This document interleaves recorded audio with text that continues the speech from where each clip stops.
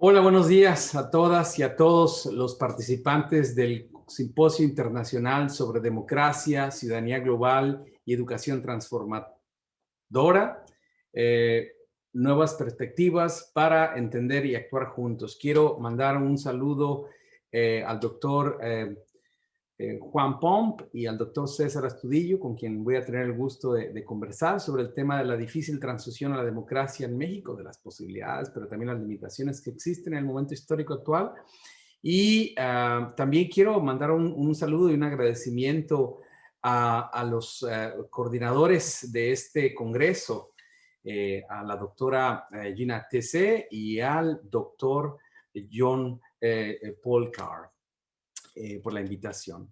En esta presentación voy a hablar como una persona que ha estado involucrada en las luchas por la democracia, en México en particular, pero también aquí en Canadá. Y desde hace yo 20 años he estado involucrado en el área de los derechos humanos, por ejemplo, para el respeto de las minorías sexuales, para el respeto a los derechos de las personas que viven con VIH o SIDA. He recibido entrenamiento del Programa Universitario de Estudios de Género también para pensar la democracia de género, la democracia sexual en la vida cotidiana. Entonces voy a hablar desde ahí, desde una persona que está entrenada, pero también involucrada en las luchas por la democracia en México. Y también voy a hablar como un académico, ¿no? Yo estudio la migración internacional, estudio las fuerzas económicas y sociales que desposeen a las personas de la ciudadanía o mutilan su ciudadanía y que los obligan a migrar. Estudio la democracia o la ausencia de democracia en México, en América Latina, a través de los relatos de las personas que entrevista, que son personas indocumentadas que vienen de México, que viven actualmente en Canadá. Yo soy doctor en sociología y con especialidad en economía política por la Universidad de Carleton en Ottawa, aquí en Canadá, y donde también soy profesor de investigación adjunto. También soy profesor investigador titular del Departamento de Sociología de la Universidad de Athabasca en Alberta. Entonces, mi presentación se llama La democracia global e incluyente en México. Voy a compartir con ustedes la presentación aquí en PowerPoint, ¿ok? Para que sea un poco más claro lo que trato de comunicar, ¿no? En mi presentación voy a hablar de 4 aspectos. La primera es, voy a hacer una definición general de lo que se entiende por democracia global e incluyente. En un segundo punto voy a hablar de la ciudadanía en México hoy, cuáles son los rasgos, las características como generales de la ciudadanía. Y también en un tercer punto voy a hablar sobre los retos y las posibilidades que ofrece esta forma de ciudadanía en el contexto actual. Y al final voy a hacer unas reflexiones, no conclusiones, reflexiones sobre cómo yo considero que podemos rehacer la democracia en función de esta idea de democracia global e incluyente. Pero permítame primero definir lo que entiendo yo por democracia global e incluyente, ¿no? Bueno, en el mundo de definiciones que existen sobre la democracia, a mí me gusta siempre referirme a una que es muy profunda, es muy sencilla, pero es muy profunda. Y es una definición que elaboró Abraham Lincoln y que la hizo pública en un discurso que se hizo famoso el 19 de noviembre de 1863. Él elaboró un discurso para hablar sobre los muertos de la guerra civil en Estados Unidos y sobre la consolidación de la nación allá. Como ustedes recuerdan, en aquella época había una lucha entre conservadores y liberales, igualmente entre quienes se oponían a la esclavitud y los que querían continuar con la esclavitud. Abraham Lincoln obviamente estaba en favor estaba en contra de la esclavitud, en favor de la igualdad, la libertad y la fraternidad. Y en ese famoso discurso de Gettysburg, él dijo que la democracia debe definirse como el gobierno del pueblo, por el pueblo y para el pueblo. Desde este punto de vista, la democracia es entonces un sistema de organización social que se crea en un ejercicio de la soberanía colectiva del pueblo y de la colectividad, como del pueblo, como dice Abraham Lincoln.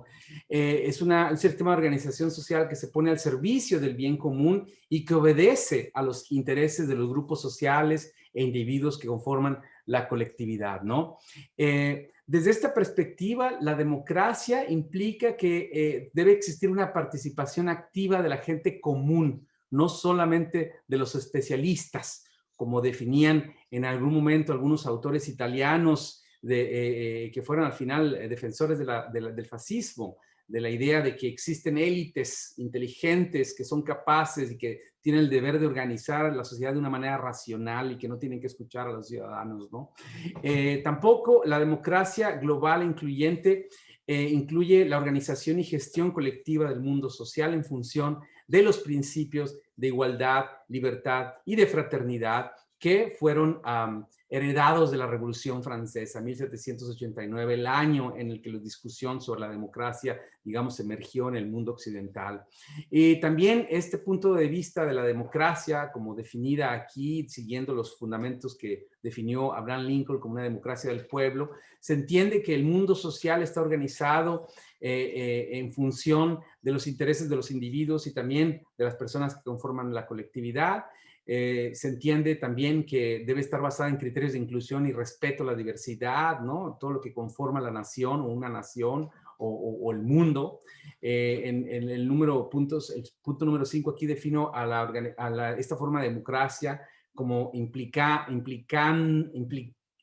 construida a partir de una organización, una gestión colectiva, de un orden social, que implica la transformación de la vida pública, pero también de la esfera privada, ¿no? Y finalmente me gustaría decir, como define Enrique Dussel, otro teórico latinoamericano, mexicano, que habla sobre la democracia en relación con la ética, implica la mediación institucional que garantiza una representación y un mandato obediencial de la soberanía popular. Entonces, esta forma de definir la democracia, Pablo González Casanova, como ustedes saben, posiblemente el teórico más influyente de la democracia en América Latina, define esta forma de democracia como una democracia global no excluyente, ¿no? Y él dice, es global en tanto que es internacionalista. No podemos pensar la democracia a partir solamente del Estado-nación o de una región o de una familia o de un clan. La democracia o es internacionalista o no lo es, porque no podemos vivir en un orden social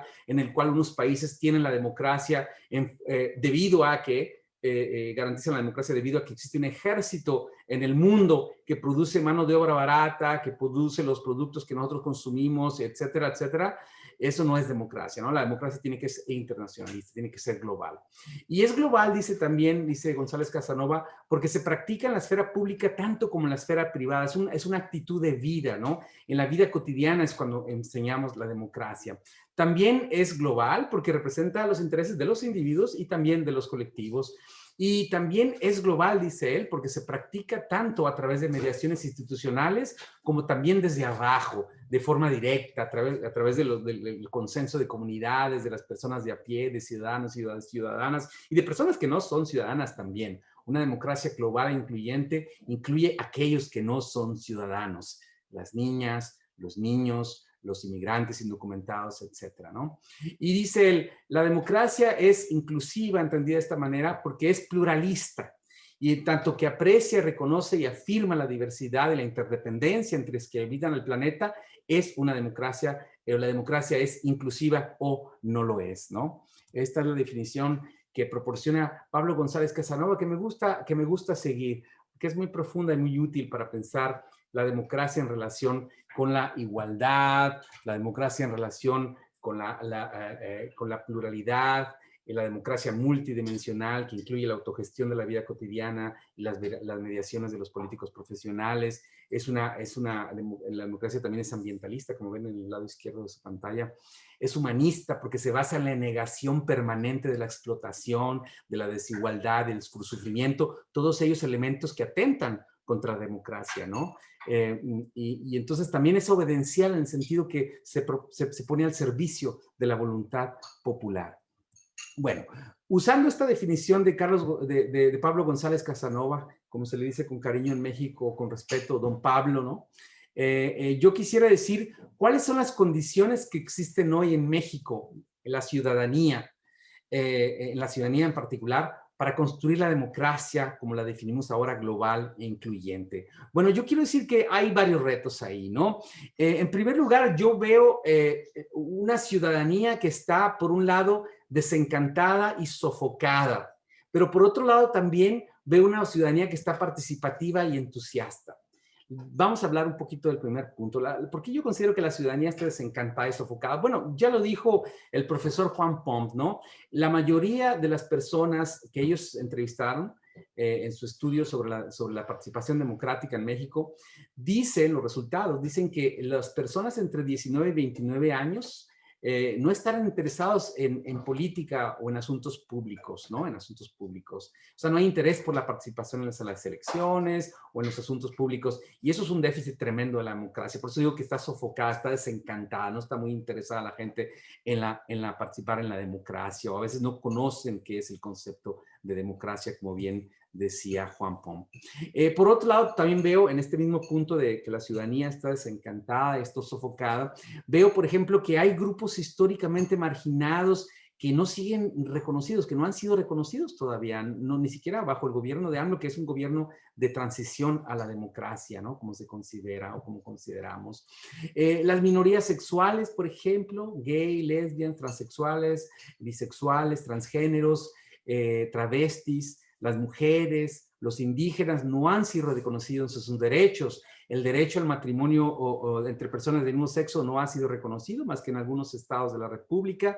Los derechos reproductivos de las mujeres, muy importante, por ejemplo, el derecho al aborto, que es fundamental en cualquier democracia, no se ha reconocido. El derecho a la seguridad, incluyendo la seguridad alimentaria, pero no solo alimentaria, ahora con el tema del narco y los asesinatos y todo esto, también es un asunto que no se ha garantizado del todo entre los ciudadanos. Y las demandas indígenas han sido ignoradas, cuando no, francamente, en algunos momentos confrontadas, ¿no? Con algunos proyectos de desarrollo que se están implementando ahora, por ejemplo, porque se han estado desarrollando como al margen de los intereses de las comunidades indígenas, ¿no? Entonces, pero también veo no solamente estos grupos marginados, no escuchados y desreconocidos, también veo una tremenda desigualdad material, económica, que se traslada en una exclusión que sofoca la participación o los intereses. Por ejemplo, el estudio que refería a Juan Pomp, me hubiera gustado escuchar más, por ejemplo, sobre cuáles son las razones por las que la gente se siente desencantada, ¿no? Históricamente nosotros tenemos, yo no puedo mencionarlos aquí muy rápidamente, yo creo que no tengo que convencerlos.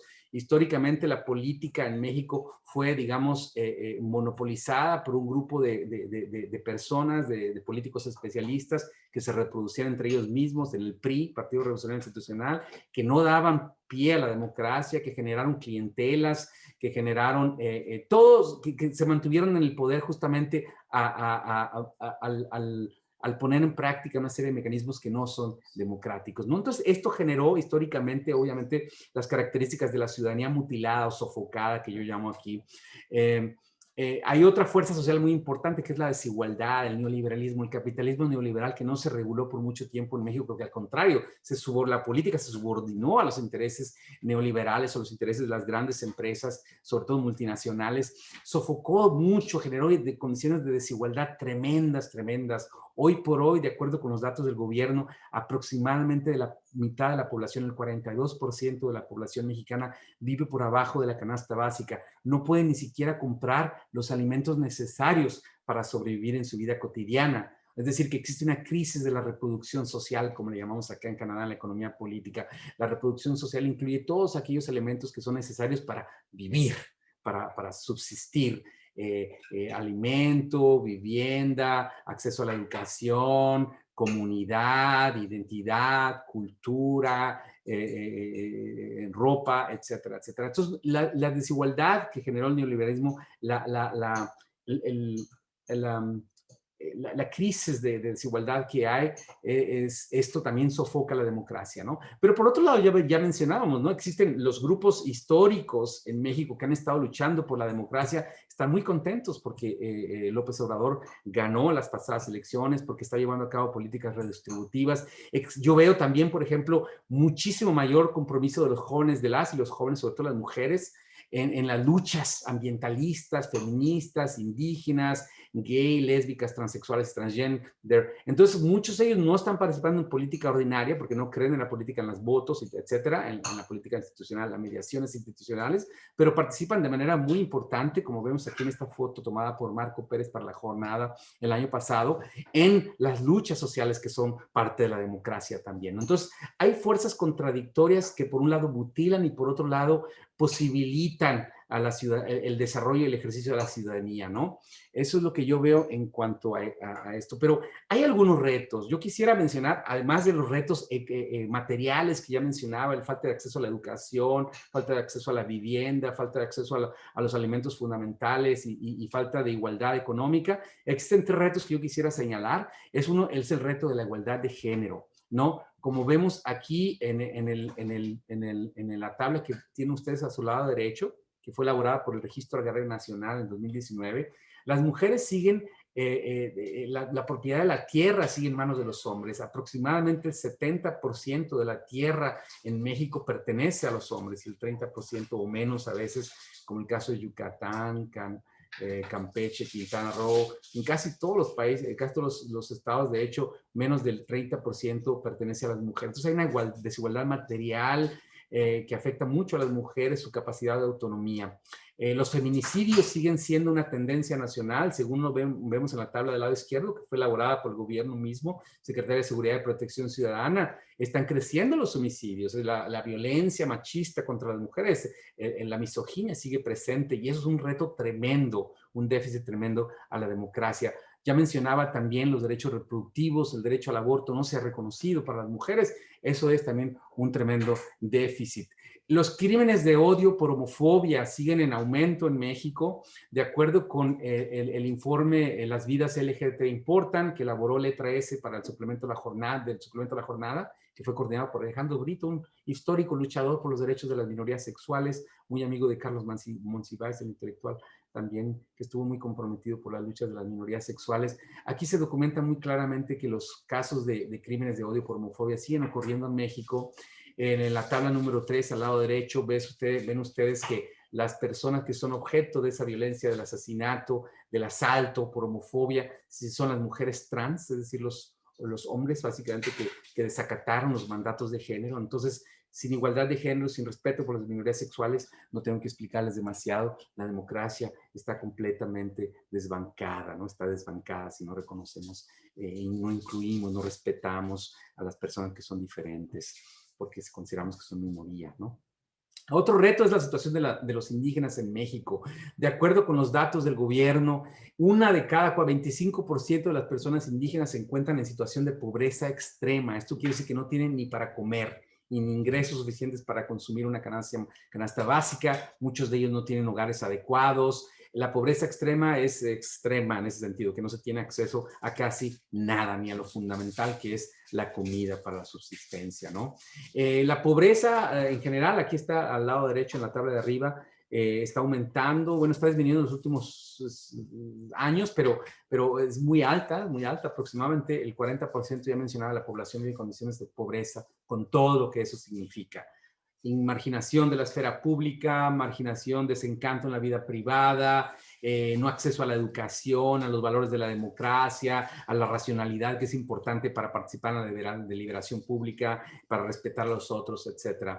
Y por otro lado, también tenemos que en cuanto a los retos de la situación de los indígenas en México, es que eso es muy importante que se menciona poco. Los indígenas en México tienen todavía una representación, no todos, pero una buena parte de los indígenas tiene una representación política, y ese es el Ejército Zapatista de Liberación Nacional. El Ejército Zapatista de Liberación Nacional hizo un trabajo fundamental para pensar la democracia, para ver los cambios que se están viendo ahorita, para impulsar los cambios que se están viendo ahorita. No solamente en México, en el mundo. El movimiento zapatista hizo pensar de una manera diferente la globalización, repensar el neoliberalismo y sus efectos destructivos sobre la vida humana y la naturaleza, etcétera. Y ahorita, en el momento actual, las demandas de los indígenas están siendo ignoradas y en algunos casos confrontadas, y eso es un gran reto para la democracia. No se puede construir la democracia si no se reconoce la representación política, ni los derechos, ni las demandas de los pueblos indígenas, ¿no?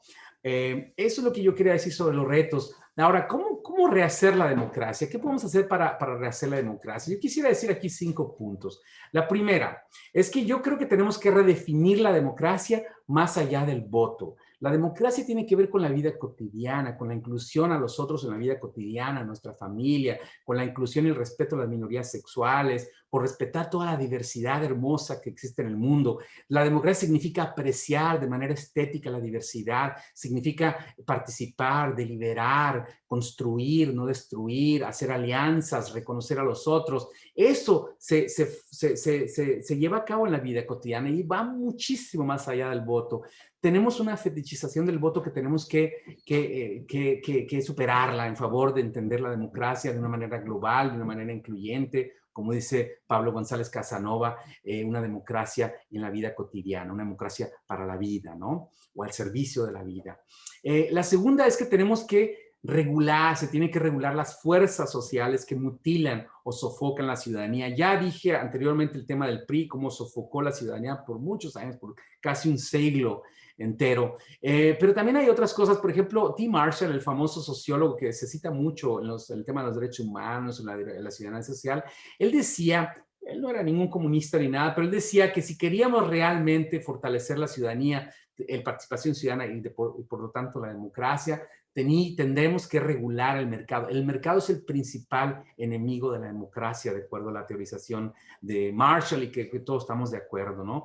El mercado, entre más avanza en una sociedad, más disminuye los intereses de la colectividad, porque el mercado es la ley del más fuerte, pues, y no tiene mucho para qué explicarse esto, ¿no? Entonces, si queremos una democracia, tenemos que disminuir el mercado, que tenemos que regularlo, tenemos que elaborar políticas al menos socialdemócratas, como se hacen en otros países, como en Canadá, por ejemplo, ¿no? Que garanticen el trabajo digno, la vivienda, la educación y la salud para las personas, porque esas son las condiciones que van a generar un fortalecimiento de la democracia y un empoderamiento de la gente para construir la democracia. El neoliberalismo, hay trabajos muy importantes de Guy Standing, es un sociólogo de Inglaterra que escribió un libro que se llama El precariado.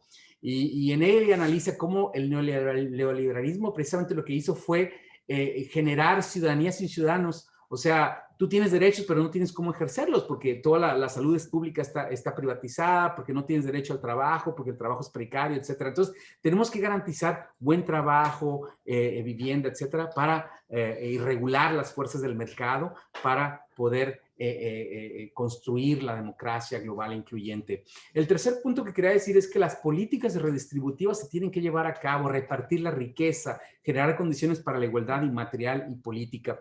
He visto yo los programas como Sembrando Vida en el gobierno de AMLO, que me parece que son avances importantes para generar no solamente condiciones de mejoramiento de la economía de las personas en su vida cotidiana, la economía familiar, sino también para generar condiciones de igualdad para la mujer.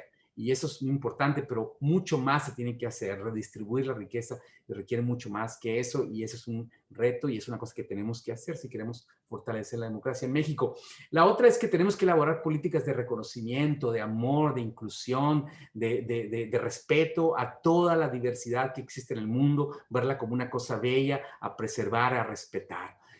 Pablo González Casanova recibió el premio de la UNESCO hace varios años justamente por su defensa de los pueblos indígenas y de la madre tierra, ¿no? Entonces,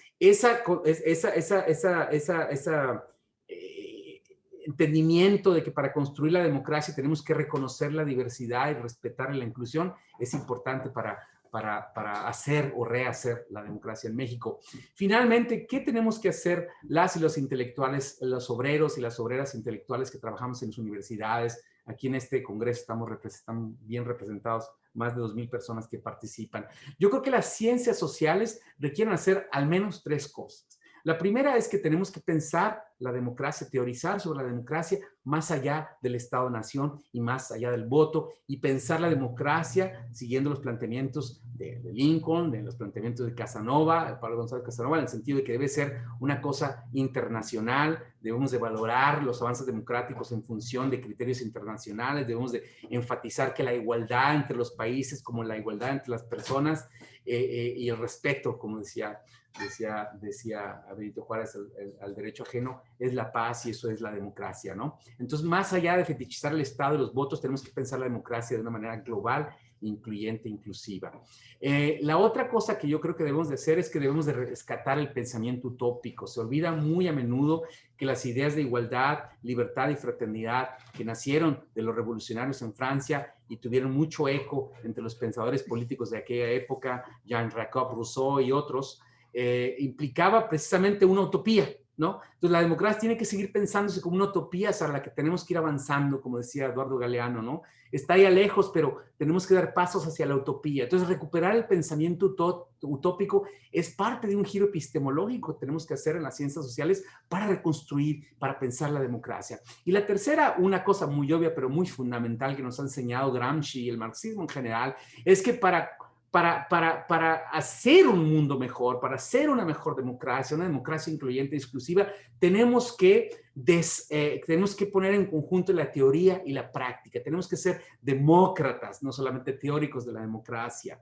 Y eso es lo que yo les quería decir hoy, una invitación a platicar sobre el tema de la teoría de la praxis, una invitación a repensar cómo hacer la democracia, una democracia incluyente, universalista, inclusiva, igualitaria, que se pone al servicio de la vida. Muchas gracias por estar aquí y nos vemos el miércoles. Bye bye.